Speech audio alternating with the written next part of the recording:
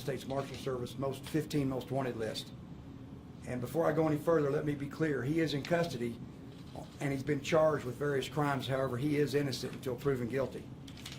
A lot of things have happened in the last 3 months. On January the 16th, the story of Jeanette Reyna was highlighted on a new show called In Pursuit with John Walsh. Dozens of tips were generated and came in as a result of that show. The Investigation Discovery Channel started airing John Walsh's new show in Mexico on January the 31st. The next day, a viewer in Guadalajara, Mexico, sent in a very detailed tip, and it was immediately started to work on it. And that's where the beauty and strength of the United States Marshal Service was displayed. You know, we knew that Mr. Frias had some family living in that area, so our Metro Fugitive Task Force had already involved our Mexican investigative liaison that works out of the District of Arizona for the Marshal Service. And we also were working with the U.S. Marshal Service Mexican Foreign Field Office that is located in Guadalajara. Needless to say, sometimes these investigations that involve foreign governments can get quite complicated. Well, on Wednesday, a deputy U.S. Marshal in Guadalajara got to interview the individual that called in this tip. And based on that information, Mexican authorities took Mr. Frias into custody just after 6 p.m. Due to immigration violations, Mr. Frias was expelled from the country of Mexico and placed on an airplane. That airplane landed at DFW yesterday morning at 8:45. And when he landed, we were there to take Mr. Frias into federal custody for unlawful flight to avoid prosecution. The handcuffs that were issued to Janet Reyna when she was a Blackwell police officer were placed on Mr. Frias in a symbolic gesture to honor Ms. Reyna and her family. And that's probably the best way we can continue to honor Ms. Reyna, is to continue our efforts to combat domestic violence and assist those victims of domestic violence. Mr. Frias was transported to the U.S. Marshal's office in the Northern District of Texas, where he appeared before a federal judge. Mr. Frias waived his identity hearing, but requested a preliminary hearing and a detention hearing.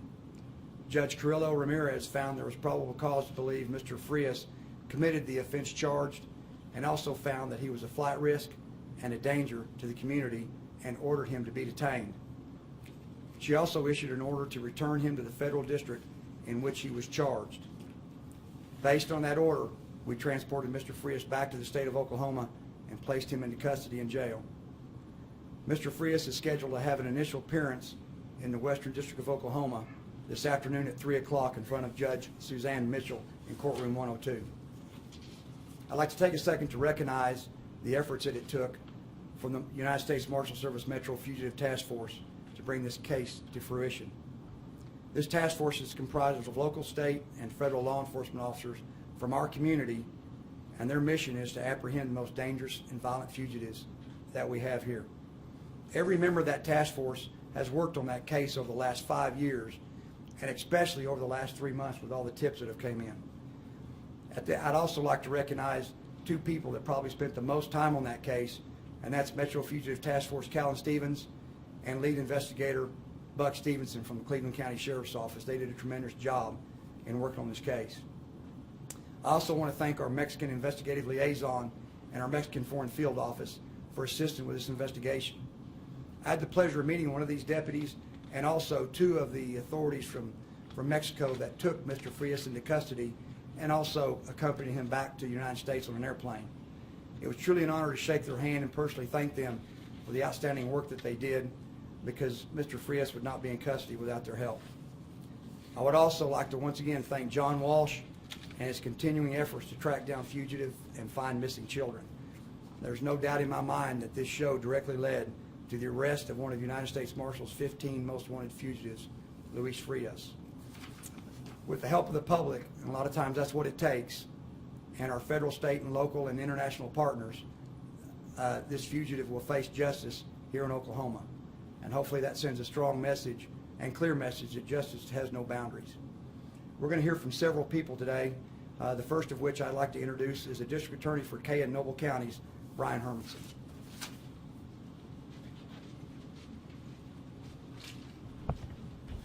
Good afternoon. First of all, I would like to remind everyone that Mr. Frias is presumed innocent, and that presumption will stay with him until he has an opportunity to have a trial in this case and for a jury to make a determination as to his guilt or innocence.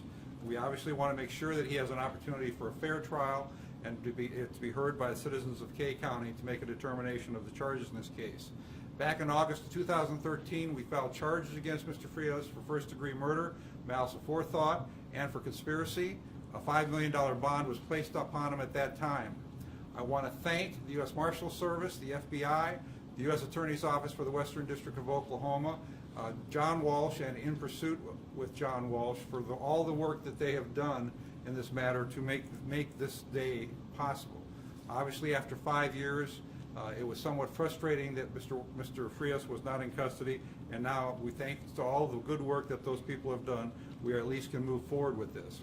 I can tell you this morning a hearing was held in Kay County where the judge reviewed the bond issues in this case and found that Mr. Frias should be held on no bond.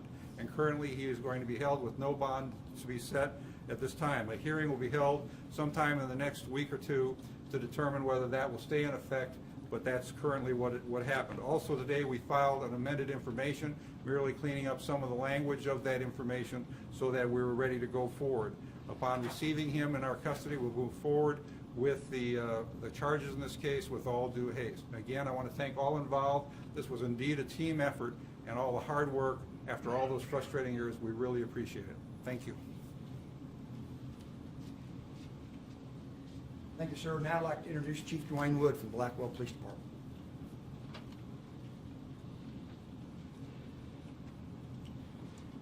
I'm going to be real brief. Yesterday was a great day in Blackwell, Oklahoma, and we couldn't be more thankful to the U.S. Marshals. All their work they put in this case, all the communication back and forth with our agency and the Kay County District Attorney's Office. So many agencies made this possible, and I would just like to say thank you to a few people. Rick Brown, OSBI case agent. If you ever know Rick, he's relentless, and he works so hard on this. Chris Hedrick, retired FBI. Brian Hermanson at the DA's office, and his lead investigator, Chris Edwards. Kay County Sheriff's Office and all of my staff at the Blackwell Police Department put a lot of work into this as well. And then I want to personally thank John Walsh, the ID channel, for this TV show that generated the tip. 0.0 Production, Annie Wong, the producer, Allison Begston, another producer there. They just worked so hard to gather up this information and put this on TV for thousands of people, millions of people to see. And all we asked for is for one person that knew something to come forward and deliver that tip. And last Wednesday, as you heard the marshal say, it happened. And these guys are so good at what they do, and it just makes for the city of Blackwell, we couldn't be more thankful. I specifically, just like the marshal said, to thank Cal and Buck. Those guys have been so awesome to work with. Call and give updates, and then Wednesday night when we got the phone call, there's no more sweeter words than Buck saying we got him. And I'm sure they could tell by my reaction that was just a relief of 5.5 years of. It just felt so good, and I just want to make sure that the task force gets the recognition they deserve, because those guys are relentless. And on behalf of the city of Blackwell, Jeanette Reyna's friends, family, and the Blackwell Police Department, I just want to say thank you to everybody involved, and just thanks. And as the chief said, OSBI was the lead investigators on the original homicide, so I'd like to introduce the director of the OSBI, Ricky Adams.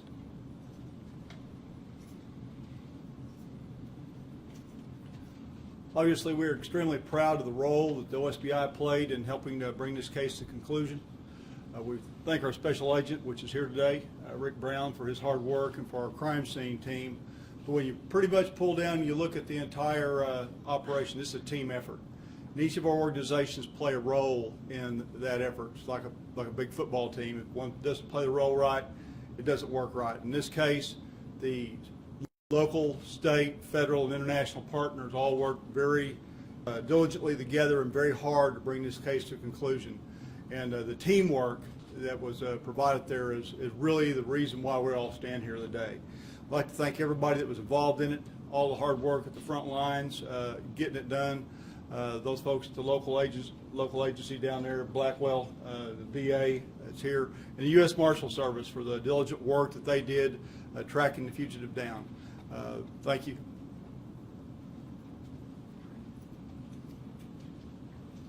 Next, we'll hear from Quincy Barnett. He's Assistant Special Agent here in charge of the Oklahoma office of the FBI. And of course, they played a critical role. They ultimately conducted the investigation and filed the warrant for the unlawful flight to avoid prosecution.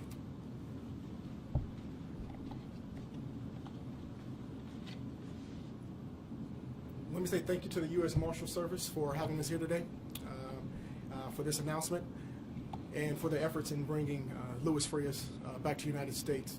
The crime committed by Frias not only impacted the Blackwell community in Oklahoma, but also the law enforcement community across the state of Oklahoma. The FBI, we're honored to have worked with our local, state, and federal partners through investigative process to bring Frias to justice. Thank you. And our last speaker is our acting U.S. Attorney, Mr. Bob Traster. Their office has been integral, not only filing this unlawful flight charge, but also for the continued support. And once again, I stated earlier that these investigations can get quite complicated when you're dealing with foreign governments, and they've been a great help to us in making sure that we can get him back here lawfully. And once again, I want to thank the U.S. Attorney's Office for that.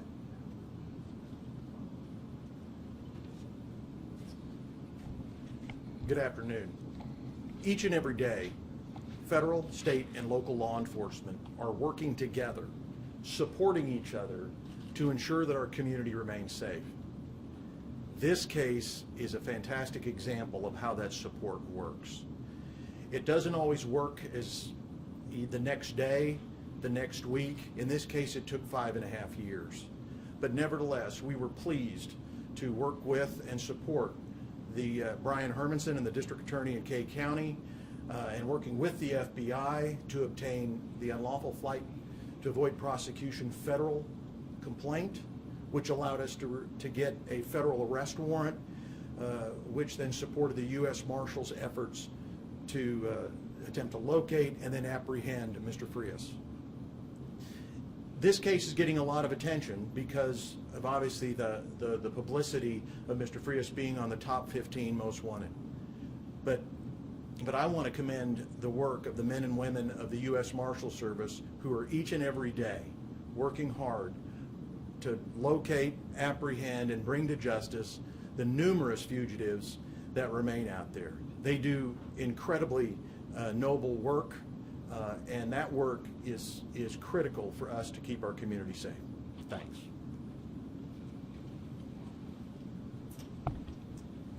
Well, that concludes the prepared remarks. Does anybody have any questions we might be able to answer? Yes. Yes, ma'am. Were y'all able to get in contact with her mother, the victim's mother? Yes, her family's been contacted. Can you tell us her reaction? Obviously, her family is pleased. They've been waiting for this day a long time, as the rest of us has. So as far as Mr. Frias, is it pretty much assumed that he went straight to Mexico after the killing? Sir, we don't assume anything, and we really don't know. Okay. Can you go into kind of the living conditions he was in? You said he had family down there in Guadalajara. He was obviously living in Guadalajara, was employed, and obviously we just became aware of this information very recently. So there was very little background work done other than to try and get with the Mexican authorities and get him taken into custody. So when he was taken into custody and put on that flight, was there a Mexican authority with him? Yes, sir. Okay. And then you guys took custody as soon as... Yes, sir. The Mexican authorities expelled him from the country and escorted him to Dallas Fort Worth Airport, and we were there when he stepped off the airplane. Was he taken into custody without incident? Did he say anything? He didn't say anything to us. I can't speak for what occurred in Mexico. Yes, ma'am. That was 3 months ago to the date when you guys announced, at least publicly, that he'd be on the top 15 wanted list.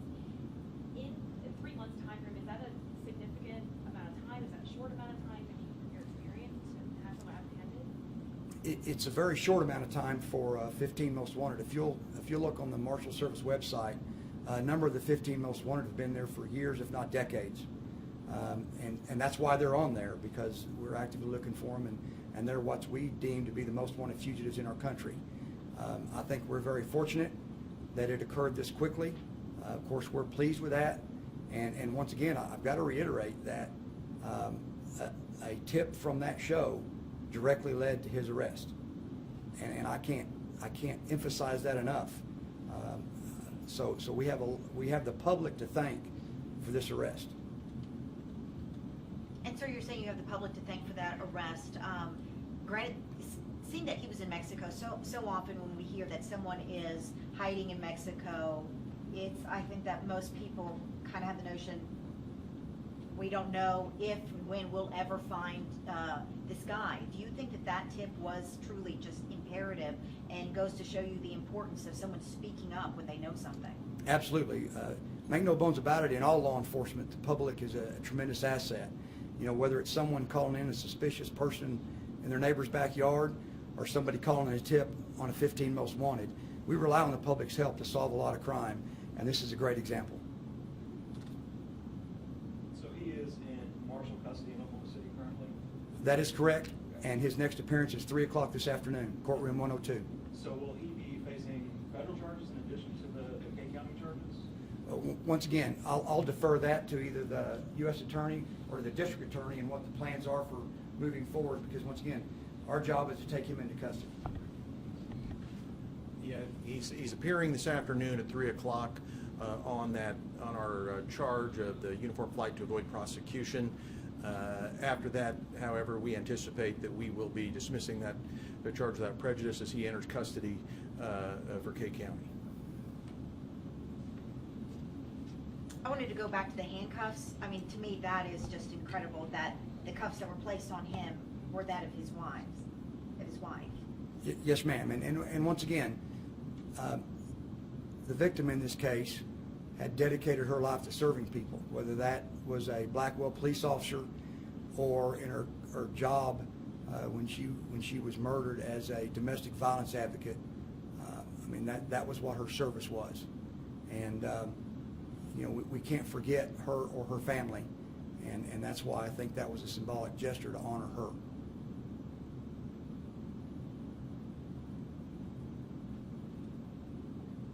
Once again, thank you all very much for coming.